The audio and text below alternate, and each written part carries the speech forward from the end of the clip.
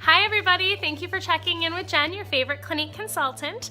And as you can see, I am wearing my Clinique lab coat, which means today is a Clinique sponsored video. And we are going to be talking about flawless face. So you guessed it, contour, highlight, foundation, concealer, powder, baking, not all in that order. And I'm going to help you get the most flawless face for your Thanksgiving table.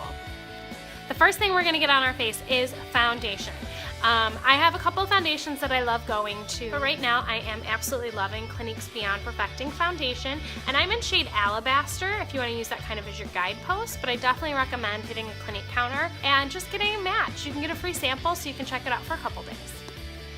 What I love about this foundation is this doe foot applicator. Like, how cute is that? It's like Bambi. And so it just makes it that much easier to apply. You don't need a ton of this foundation because it is full coverage. It's a 2-in-1 concealer and primer. So you don't really need a ton. And as you can see, a little bit is going a long way with me as far as where I'm putting it. There's lots of great tools out there for blending your foundation. Clinique's Sonic brush has an applicator that goes on top for foundation application. We're going to do a video with that later. But for this foundation, I like using even my fingers to help really warm it to the skin, or a foundation brush to just stipple it in. But look at like all that coverage I got from just that little bit. It's amazing to me. One of the things you're probably noticing right away as you see it on my face is it is slightly a different color than it blends into. Weird, right? And that is because as it warms to the skin, it's oxidizing and we're getting more of its true color. So depending on your skin tone, it may appear a little bit darker, and then as it oxidizes, it goes a little bit lighter, or it may appear a little bit lighter, and as it oxidizes, goes a little bit darker. And we're talking half shades, not even. But that's really too why I want to make sure before you go out and buy foundation and don't just swipe it on your hand. You go out and I want you to have it match to you and give it a good 30 seconds to see what happens when it oxidizes. So as you blend it in, is it matching your skin tone? Because there's nothing worse than like the foundation line. We've all seen it, we've all done it. So as you can see, this is definitely a full coverage foundation, but what you can't tell from the video is how it feels. And let me tell you, it feels like butter. Now, it feels like your second skin. It doesn't feel like I'm wearing a full coverage. I don't feel like I can pull it off, peel it off. I just feel like me. I don't know how else to explain it.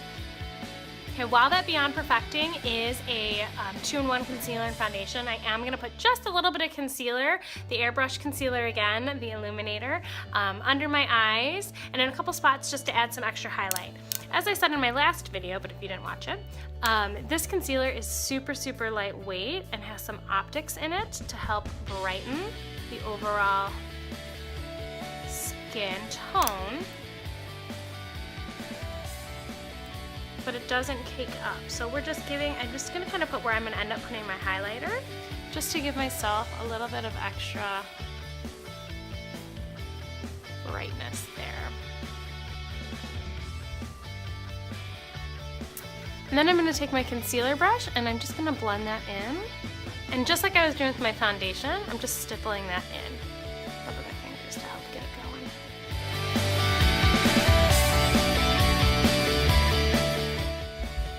If you're not gonna highlight, which you'd be crazy if you didn't, because highlighting is probably the best thing in the world, you can skip this step unless you want to add just a little bit of brightness to your overall face.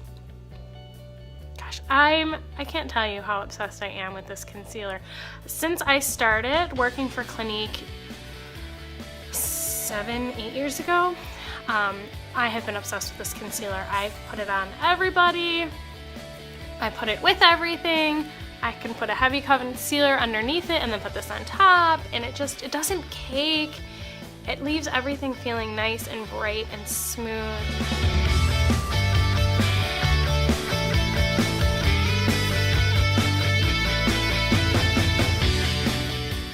You have to set your foundation with your powder. It is the only thing that I say you have to do. Otherwise, in my eyes, there's no rules in makeup.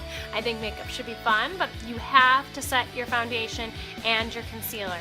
So first I'm gonna set my foundation, and I am using Stay Matte pressed powder in Invisible Matte. You can see it is very well loved.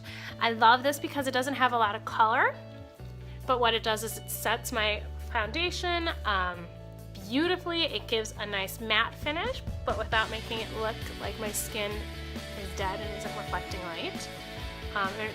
It doesn't add more coverage, so once I've gotten, you know, the coverage I want, I don't feel like I'm adding more coverage to it. Same thing for under my eyes. I'm using the same powder. I'm just gonna use a smaller brush so I can really get up in there. Okay, for my baking, I am going to use Clinique's Stay Matte Universal Blotting Powder, and I'm being very careful because I've done something to it. It is a white powder. In fact, when you first open it, you'll think there's paper on top. It is like white. White. And it is a blotting powder to take away shine, oil, and all of that. What I've done, I don't know if you can see it, is I've scraped it to make it more of a loose powder, and I'm going to take a kind of damp sponge. I'm going to be really bringing that up here. There's a ton on here, and what I'm going to do is start pushing it in, like really pushing it in under my eye area. And what baking does is it locks in your concealer in this case, or anywhere you're gonna put it, and makes it like never gonna move. This is a trick the drag queens do, and it keeps their makeup in place through everything that they're gonna be doing on stage and whatnot. I just absolutely think this is amazing. It makes everything smooth, and it makes it last. So I'm gonna go ahead and start doing my contour. I've already started on the one side of my face, and I'm using Clinique's Contour Chubby Stick in Curvy Contour. I like to start off with this and then put a powder over it. And where I'm contouring is I'm starting kind of right where my ear ends here, and I'm following my natural cheekbone. So I'm giving the impression that I have cheekbones, which those of you who know me very well know that I'm very rounded. And I'm actually going to go right under my jawline too, because I was not blessed with a very defined jaw. That's something I've always wanted.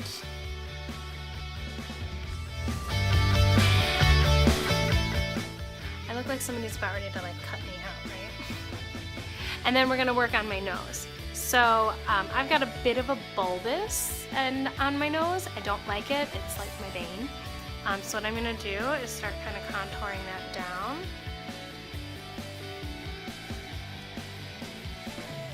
For those of you who are new to contouring, anywhere you put deeper shades, it's going to sink it in. So just think of that where you're putting it. When you're putting depth in anywhere, you're just going to be sinking that in. Don't I look pretty? You dig me, right? I dig me. We're going to take my foundation brush, and I'm just going to kind of beat it in there, also known as stippling it in there. Now, depending on how intense of a contour you want to do, will be how much you blend it in. We're going to go kind of medium.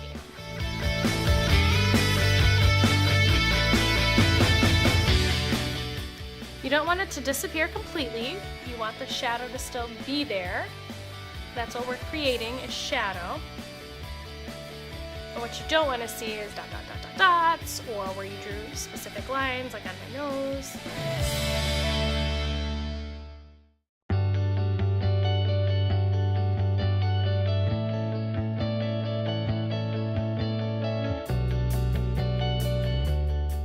You see how easy that chubby stick is to use? It just dash it on, blend it out.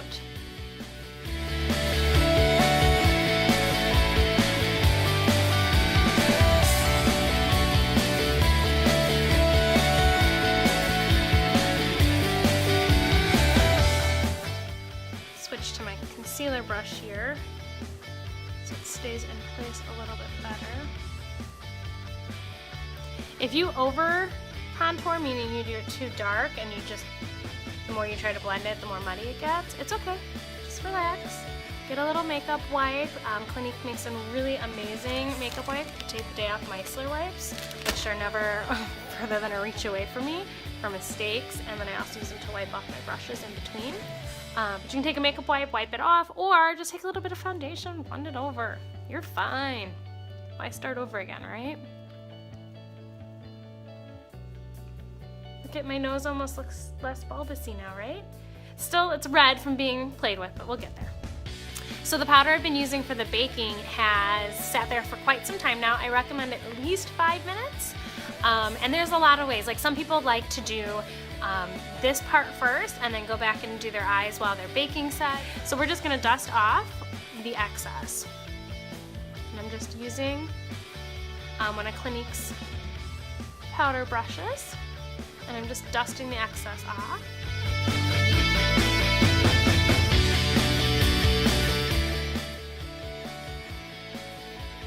You can start to now see where the contour is.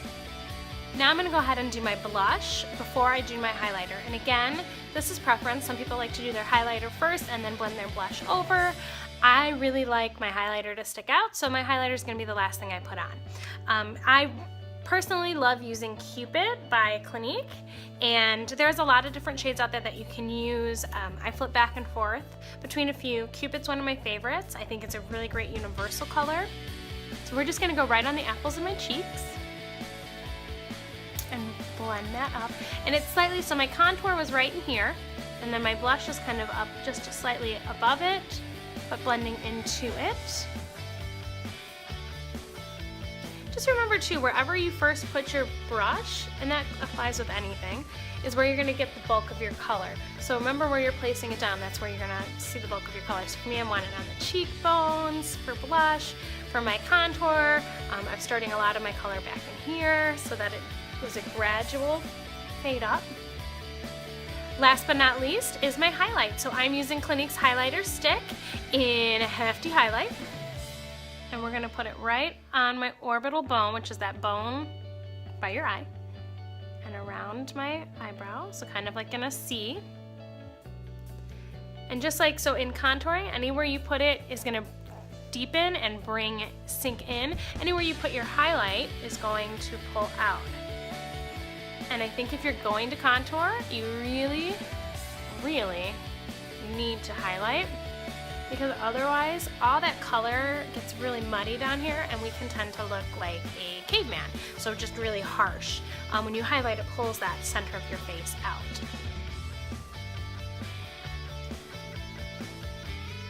I'm blending again with my foundation brush, and again, I'm just stippling this in. I want to be able to see it catch light. Like, see how you can see it's catching light over there, but you can't see a harsh line between it.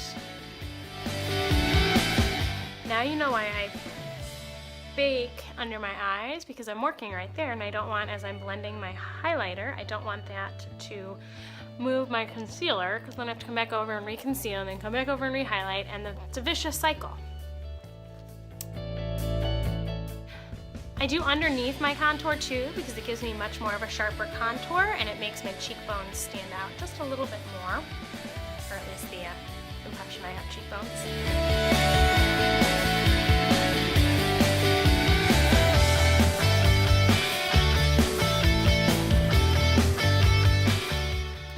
So I just took a quick second off camera to put some lipstick on so you and I can talk full face to full face. And I'm using Clinique's Matte Pop lipstick in Coral Pop. Thank you again for watching my video. You ready to shop? Go right into my bio and you can find a link that'll take you shopping. Please make sure you subscribe to my videos. Right there, hit the subscribe button, you can do it. Follow me on Facebook at Jen McGee for Clinique, Instagram at jen.mcgee, and you will never be out of the loop of all the things that are going on at Clinique, all the products, and how I like to use them. Please make sure that you comment below. Tell me what you want to learn, because I want to make the next video all about the things you want to learn. I wish you the happiest Thanksgiving, and I hope that this video helps you bring the most flawless face to your Thanksgiving table. Gobble gobble.